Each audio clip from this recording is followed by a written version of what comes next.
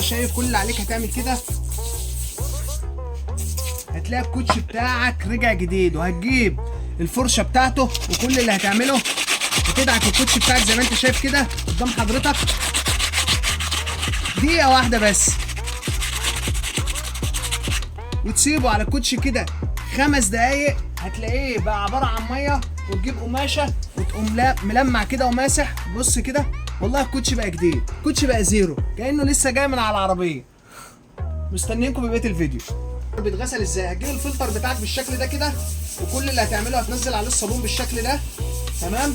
هتعمله طبعا وش وظهر، شغاله وحش، شغاله يا قلب الوحش. زي ما انت شايف عنون دايما عنده كل جديد، منتظرينكم بمحلات عنون ارخص سعر في مصر.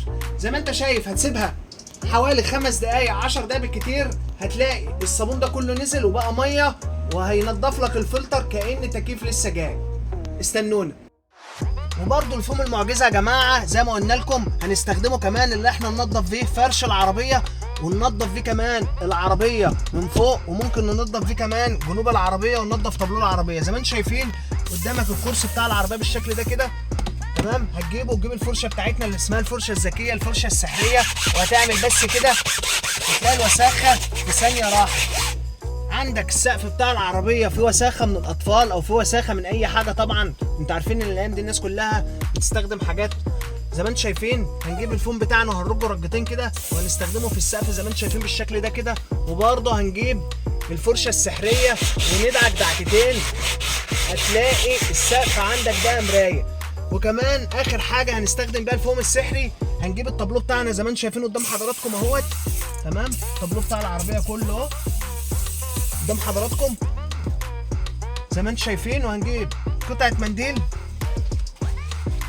وهنمسح الفوم بتاعنا بالشكل ده كده، هيخلي الطابلوه بتاعنا مرايه كانك وديت العربيه مغسله بالظبط.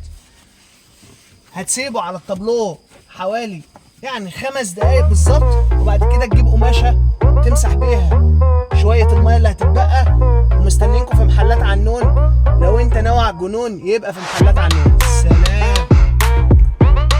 انت بتعمل ايه يا وحش؟ والله يا وحش شخص عزيز عليا جايب لي هديه من الصين، الشاي الصيني الاصل اللي بيعزز المناعه، فقلت اجربه قدام حضراتكم زي ما انتم شايفين اهو.